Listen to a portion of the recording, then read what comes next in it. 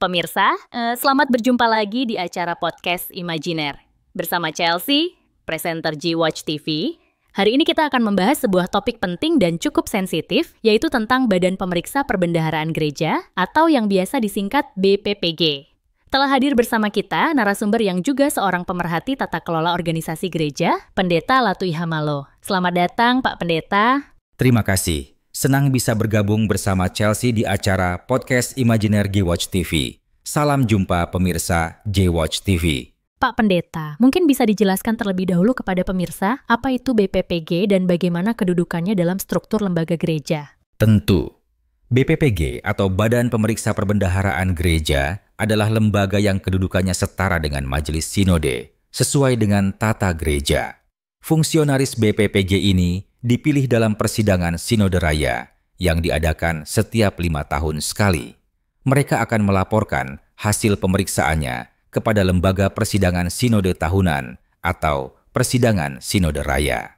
Lalu bagaimana proses pemilihannya? Apakah sudah berjalan sebagaimana mestinya? Nah, disinilah sering muncul persoalan. Selama ini perhatian peserta persidangan lebih terfokus pada pemilihan 11 fungsionaris Majelis Sinode. Akibatnya, pemilihan pengurus BPPG terkesan hanya formalitas saja, sekadar memenuhi tuntutan tata gereja. Panitia kredensi juga mengalami kesulitan karena minimnya SDM yang memenuhi kualifikasi untuk duduk sebagai ketua, sekretaris, maupun anggota BPPG. Jadi, bisa dikatakan orang-orang yang terpilih sebenarnya tidak benar-benar siap. Betul. Akhirnya yang terjadi adalah, seperti pepatah lama, tak ada rotan, akar pun jadi.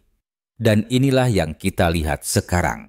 Fungsionaris BPPG menjalankan tugas audit keuangan tanpa memiliki pengetahuan auditing yang memadai. Hasil pemeriksaan pun tidak sesuai standar akuntansi yang berlaku. Wah, ini tentu menimbulkan banyak persoalan. Betulkah Pak Pendeta? Betul. Bahkan muncul sikap arogan saat mereka memeriksa keuangan Majelis Sinode. Semua dokumen yang diminta sudah disediakan dan dipertanggungjawabkan. Namun, tetap saja dijadikan sebagai temuan dan dilaporkan dalam persidangan. Tanpa prosedur pemeriksaan yang baku, tindakan mereka terkesan sewenang-wenang. Lebih parah lagi, staf kantor Majelis Sinode dicurigai seperti penilap dana gereja. Duh, kasihan.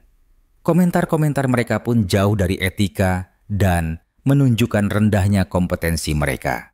Apa dampaknya terhadap relasi antara BPPG dan Majelis Sinod? Cukup serius, sampai-sampai Ketua Umum Majelis Sinod menegaskan bahwa huruf G dalam BPPG itu adalah gereja. Namun sayangnya, etika dan sikap mereka tidak juga berubah.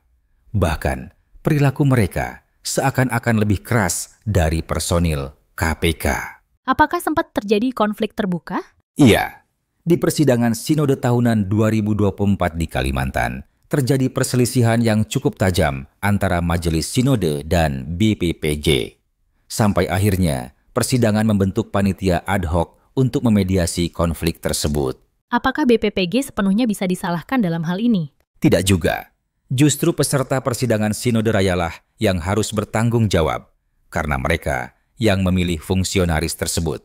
Sementara panitia kredensi tidak berhasil menjaring calon-calon yang benar-benar memenuhi standar sebagai auditor gereja. Ada hal lain yang menjadi perhatian Pak Pendeta? Ya, sistem honorarium BPPG. Saat ini mereka dibayar berdasarkan jumlah temuan.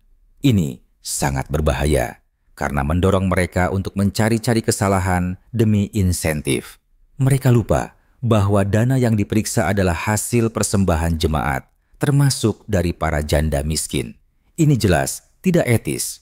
Lalu apa solusi yang Pak Pendeta tawarkan? Saya menyarankan agar persidangan Sinode Raya segera membentuk panitia ad hoc yang bertugas menyusun prosedur audit yang baku dan alur kerja fungsionaris BPPG.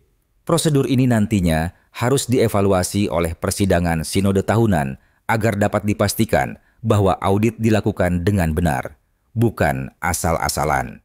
Dan tentu, fungsionaris BPPG ke depan harus dipilih berdasarkan etika dan moral yang kuat, bukan sekadar mampu bicara keras dan harus memiliki kompetensi yang memadai.